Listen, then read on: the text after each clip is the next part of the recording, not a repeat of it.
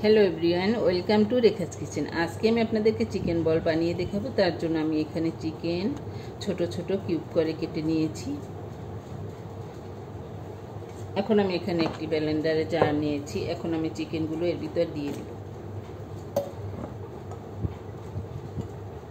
দেয়া হয়ে গিয়েছে। এখন আমি এর ভিতর দিয়ে দেব আদা বাটা, দিয়ে দিব রসুন, দিয়ে দিব দুটি মরিচ। জাল যদি আপনারা একটু বেশি খেতে চান চালের পরিমাণটা বাড়িয়ে দিবেন। দিয়ে দিচ্ছি এক টুকরো লেবু, দিয়ে দিচ্ছি টেস্টিং সল্ট, দিয়ে দিব গোলমরিচের গুঁড়া, দিয়ে দিব সয়া সস, দিয়ে দিব একটি মুরগির ডিম, দিয়ে দিব স্বাদ মতো লবণ। এখানে আমি পাউরুটি নিয়েছি। এখন পাউরুটিগুলো আমি ছোট ছোট টুকরো করে দিয়ে দিব। আপনারা আপনাদের পছন্দ মতো করে কেটে নিতে পারেন, সমস্যা নেই।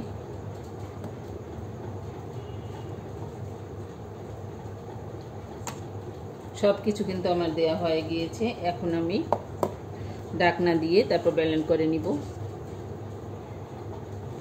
দেখতেই পাচ্ছেন আমার কিন্তু ব্লেন্ড করে নেওয়া হয়ে গিয়েছে। এখন আমি একটি প্লেটের ভিতর ঢেলে নিব।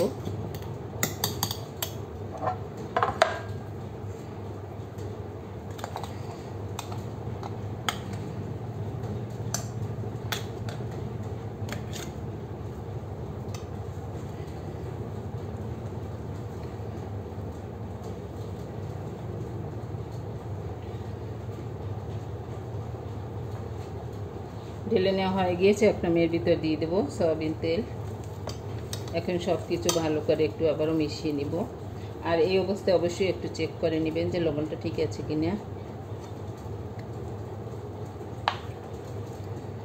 এখন আমি এর ভিতর দিয়ে দেবো সামান্য কর্নফ্লাওয়ার। আমার কাছে মনে হয়েছে যে একটু নরম হয়েছে, তাই কর্নফ্লাওয়ার দিয়ে দিলাম।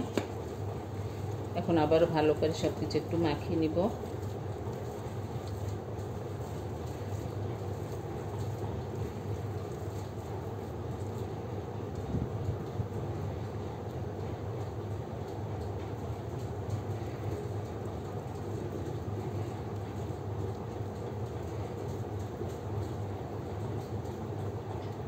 দেখতেই পাচ্ছেন আমার কিন্তু বল বানিয়ে নেওয়া হয়ে গিয়েছে। এভাবে করে আমি সবগুলো বানিয়ে নিব।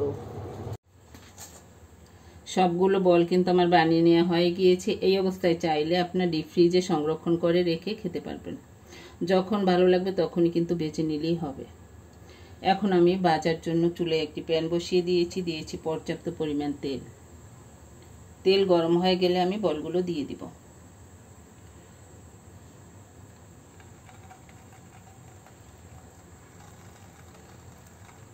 আমি একটু বড় বড় করে বানিয়েছি, আপনারা চাইলে এর চেয়ে ছোট করে কিন্তু বানিয়ে নিতে পারেন, সমস্যা নেই।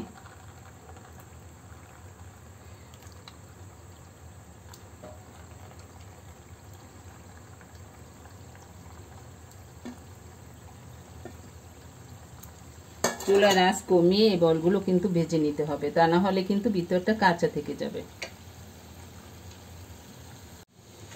দেখতেই পাচ্ছেন চিকেন বলগুলো কিন্তু আমার ভেজে নেওয়া হয়ে গিয়েছে। কালারটা কিন্তু খুবই সুন্দর এসেছে।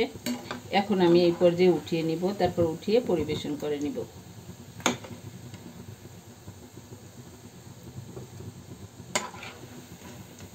আপনারা এভাবে চিকেন বল বানিয়ে কিন্তু ফ্রিজে অনেক দিন সংরক্ষণ করে রেখে খেতে পারবেন।